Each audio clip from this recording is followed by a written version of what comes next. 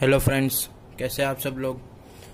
हमने अभी तक चैप्टर नंबर 4 डिटर्मिनेंट्स में एग्जाम्पल नंबर 1 to 15 और एक्सरसाइज 4.1 और प्रॉपर्टी ऑफ द डिटर्मिनेंट इतना कंप्लीट कर दिया है। ओके, अभी हम प्रॉपर्टी ऑफ द डिटर्मिनेंट उसके जो सम एक्सरसाइज में दिए है वो सम अभी हम करने जा रहे हैं, तो ध्यान से देखना।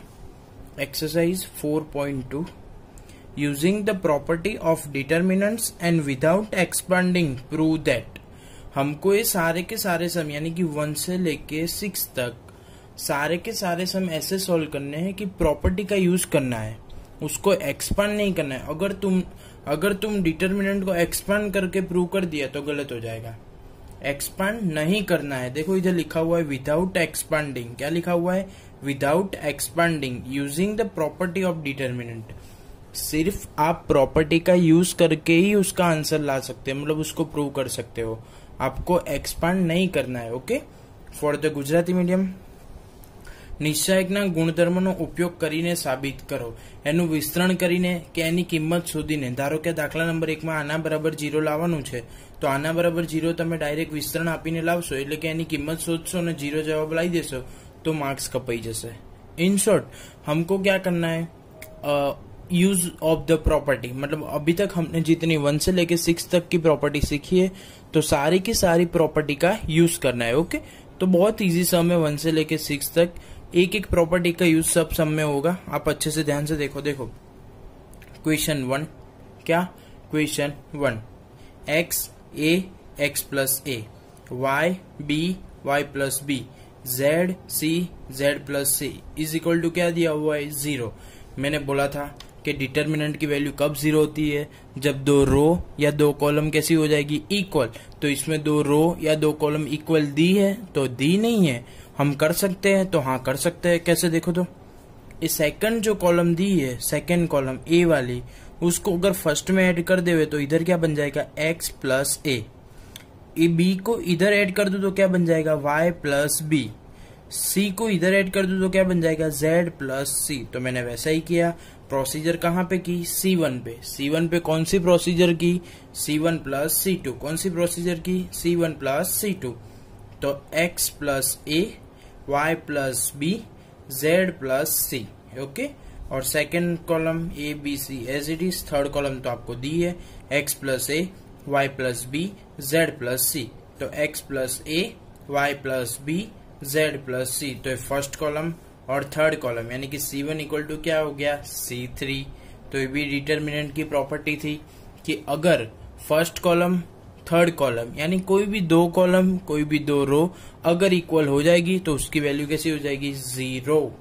तो फर्स्ट डिटर्मिनेंट का आंसर विदाउट एक्सपांड। हमने एक्सपांड किया नहीं किया। क्या किया? प्रॉपर्टी का यूज किया। तो प्रॉपर्टी का यूज करके डिटर्मिनेंट यानी क्वेश्चन 1 का आंसर आ गया 0। ओके, नाउ सेकेंड नंबर देखो। Question 2 A minus B, B minus C, C minus A. Once again, A minus B, B minus C, C minus A, B minus C, C minus A, A minus B, C minus A, A minus B, B minus C. Okay, अभी इसमें आपको याद रखना है जब भी ऐसा कोई सम आवे A B B C C A, B C C A A B, मतलब 2 बार A है, 2 बार B, 2 बार C। इधर भी देखो 2 बार B, 2 bar A, 2 bar C दिया हुआ है। तो सारे के सारी रो का एडिशन कर देते। मतलब हमने क्या किया? फर्स्ट में देखो R1 plus R2 plus R3। क्या किया? R1 plus R2 plus R3। Okay, R1 plus R2 plus R3। तो इधर ये तीनों एलिमेंट का क्या हो जाएगा? एडिशन। तो मैंने इधर लिखा हुआ है देखो, A minus B plus B minus C minus A. तो plus A minus A cut, plus B minus B cut, minus C plus C cut. इधर मैंने आपको कट करके दिखाया हुआ है, इधर मैंने कट नहीं किया आपको देखने के लिए कि देखो बी कैसा है? पॉजिटिव। इधर बी कैसा है? नेगेटिव। क्या हो जाएगा? कट। सी कैसा है? पॉजिटिव। सी कैसा है? नेगेटिव, वो भी कट। ए कैसा है? पॉजिटिव। ए कैसा है? नेगेटिव, वो भी cut. Okay, same procedure here. C positive negative, A positive negative, B negative positive, मतलब इधर सारा का सारा कट हो जा रहा है, मतलब 0 0 0। 0 0 0। अब फर्स्ट रो पूरी 0 है तो 0 से एक्सपेंड करो तो उसका क्या बन जाएगा 0, इधर भी 0 इधर भी 0, मतलब आंसर 0। क्वेश्चन 2 विदाउट एक्सपेंडिंग क्या आ गया 0। ओके, हम सिर्फ प्रॉपर्टी का यूज कर रहे हैं, हम एक्सपांड नहीं कर रहे। ओके, ध्यान से समझ रहे हो ना आप। Now question number 3। मैंने बोला आज के सारे सम बहुत इजी है। Okay, question number 3। चलो 2 3 5 7 8 9 6 5 75 86। ओके, 2 3 5 7 8 9 65 75 86। ओके, अभी इसमें तो तुम डायरेक्ट एक्सपेंड कर सकते हो, लेकिन हमको एक्सपेंड करने का मना किया है कि विदाउट एक्सपेंडिंग।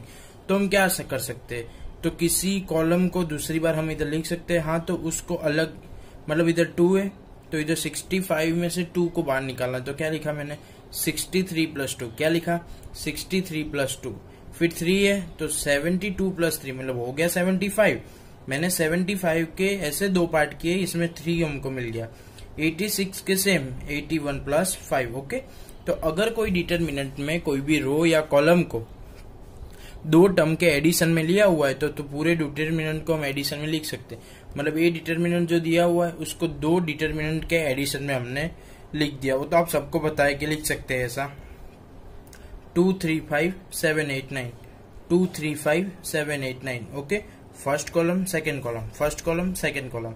फिर 63 72 81 63 72 81। फिर 2 3 5 7 8 9 2 3 5 7 8 9। फिर 2 3 5 2 3 5। तो इधर कौन सी प्रॉपर्टी लग जाएगी, first column and third column क्या हो गई इक्वल, यानी कि C1 इक्वल टू C3। तो पूरा क्या हो जाएगा 0, मतलब ए डिटरमिनेंट हो गया 0। अब कौन सा रह गया ए वाला। तो इसमें से कुछ कॉमन आ सकता है, देखते हैं ध्यान से। चलो 2 3 5 7 8 9 और 63 मतलब 7 9 जा, 72 मतलब 8 9 जा, 81 मतलब 9 9 जा। तो इधर से 9 क्या आ गया कॉमन, मतलब 9 कॉमन आ गया बाहर। तो इधर 2 3 5 7 8 9, इधर 9 चला गया तो भी 7 8 9। तो इसमें भी C2 इक्वल टू C3, यानी सेकंड कॉलम और थर्ड कॉलम कैसा हो गया इक्वल। तो पूरा डिटरमिनेंट क्या हो जाएगा 0। तो 9 इंटू 0 क्या हो गया 0।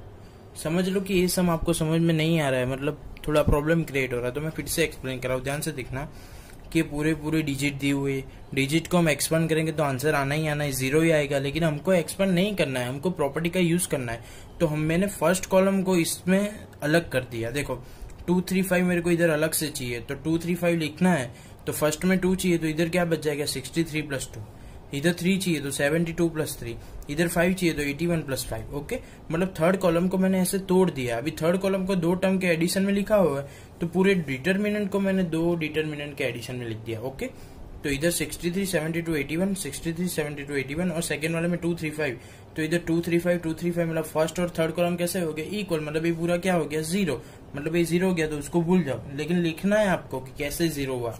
C1 equal to C3 so that 0। Getting or not. अभी इसमें से अभी इसको भी एक्सपेंड करके अब 0 ला सकते थे, लेकिन एक्सपेंड तो करना ही नहीं है। तो हमने क्या किया, चलो इसमें से कुछ कॉमन आ सकता है। हाँ, 63 72 81 किसके टेबल में आते हैं 9 9 7 जा 9 8 जा 9 9 जा। ओके, तो 9 कॉमन। तो इधर क्या बच गया 2 3 5 7 8 9 7 8 9। ओके, 7 8 9 7 8 9, यानी कि C2 इक्वल टू C3, यानी कि दोनों कॉलम इक्वल, यानी कि 9 इंटू 0 ये 0 हो गया। पूरा डिटरमिनेंट क्या हो गया 0। क्यों, C2 equal to C3। Getting or not. अभी अच्छे से समझ में आ गया नहीं वाला सम। इसमें क्या किया हमने, दोनों कॉलम का एडिशन किया कि कॉलम कैसी हो गई इक्वल। इसमें हमने क्या किया, फर्स्ट सेकेंड और थर्ड तीनों में कितना आंसर लाए हम 0, यानी कि 0 0 0। Getting or not. Okay, now question number 4।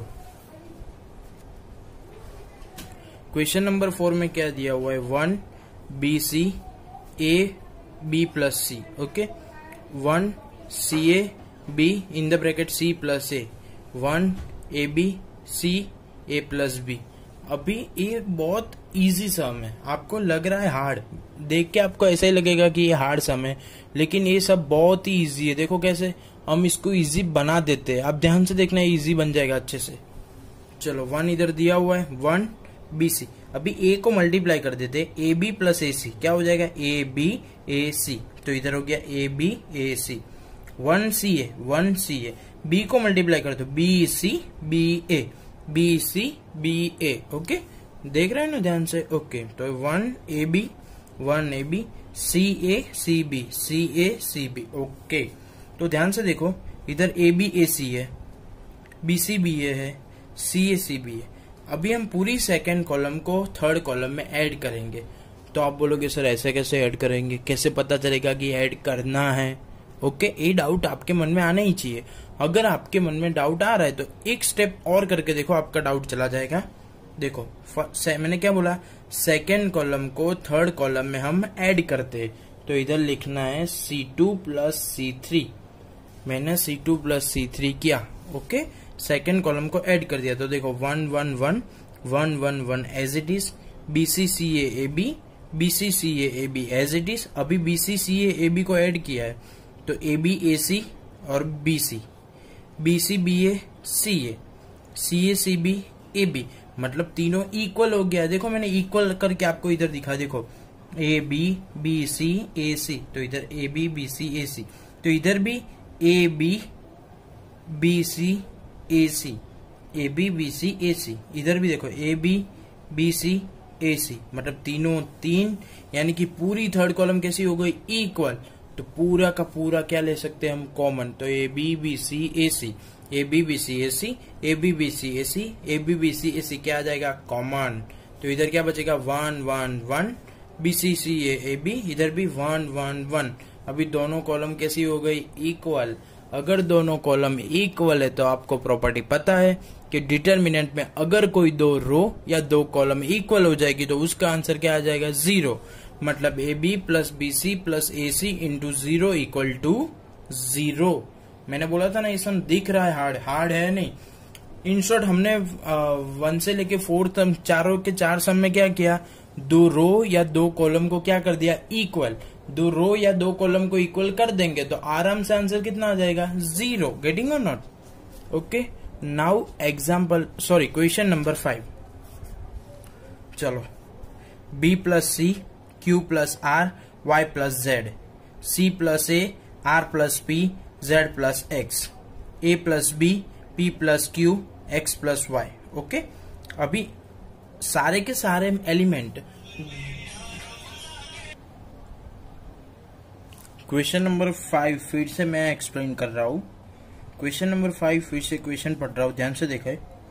B plus C Q plus R Y plus Z, C plus A R plus P Z plus X, A plus B P plus Q X plus Y। मतलब सारे के सारे element दो term के addition में दिए हुए, सारे के सारे एलिमेंट दो टर्म के एडिशन में दिए हुए। तो आप ये तीनों रो में से कोई भी रो को तोड़ सकते हैं। मैंने लास्ट वाली रो को तोड़ दिया, देखना ध्यान से।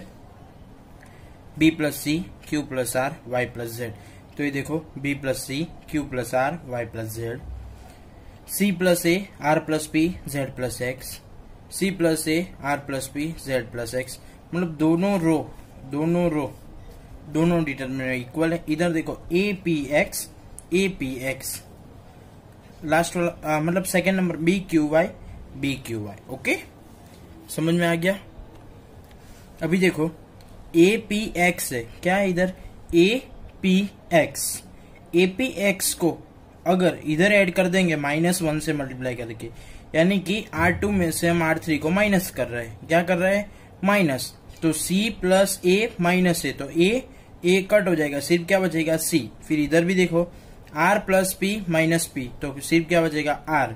Z plus X minus X, तो इधर भी क्या बचेगा, Z। यानी कि क्या किया मैंने, R2 minus R3। Second row में से थर्ड रो को माइनस किया। क्या किया, सेकेंड रो में से थर्ड रो को माइनस किया। C plus A minus A, तो C, R plus P minus P, तो R, Z plus X minus X, तो Z। ओके, इधर देखो BQY कहाँ दिया हुआ है, फर्स्ट रो में है। तो फर्स्ट रो में से थर्ड रो को क्या करेंगे, माइनस। कैसे, B plus C minus B, तो सिर्फ क्या बच जाएगा, C। Q plus R minus Q, तो सिर्फ क्या बच जाएगा, R। Y plus Z minus Y, तो क्या बच जाएगा, सिर्फ Z। तो इधर मैंने क्या किया, फर्स्ट रो में से थर्ड वाली रो को माइनस किया, यानी कि फर्स्ट में R2 माइनस R3 और इसमें R1 minus R3। Getting or not? Okay, तो अभी भी एक डबल लाइन चल रही है, कौन सी है, फर्स्ट वाली।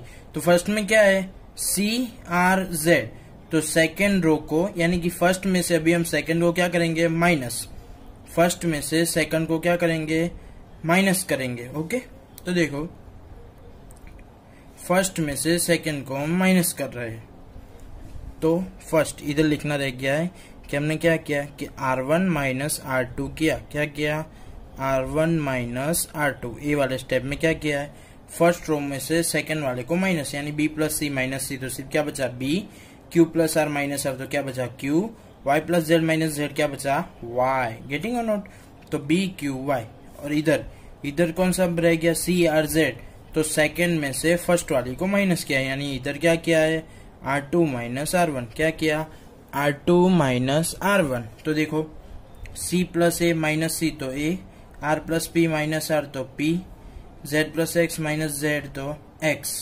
ओके, तो देखो B Q Y C R Z A P X, C R Z A P X B Q Y, दोनों डिटरमिनेंट है इक्वल, लेकिन रो आगे पीछे है, दोनों की रो कैसी है आगे पीछे, लेकिन हमको आंसर कौन सा लाना है, देखो APX फर्स्ट होना चाहिए, APX कहाँ होना चाहिए फर्स्ट, तो APX को मैं पहले फर्स्ट में ला देता हूँ, यानी 1 और 3 की क्या करता हूँ इंटरचेंज, यानी R1 R3, देखो ये रहा, मैंने क्या किया R13 यानी कि R1 और R3 को इंटरचेंज किया, तो APX कहाँ था लास्ट में था, तो कहाँ चला गया ऊपर, और BQY कहाँ था ऊपर, तो कहाँ चला गया लास्ट में, यानी कि अगर मैं दो रो को इंटरचेंज कर रहा हूँ तो साइन कैसी हो जाएगी चेंज, यानी मैंने इधर क्या लिख दिया देखो -1, गेटिंग और नॉट। ओके, यानी हमको क्या चाहिए APX फर्स्ट में, तो APX फर्स्ट में आ गया। ओके, अभी इधर भी हमको APX फर्स्ट में लाना ही लाना है, तो APX कहाँ है इधर सेकंड में, CRZ कहाँ है फर्स्ट में, तो इन दोनों को इंटरचेंज करो, यानी मैं क्या करूंगा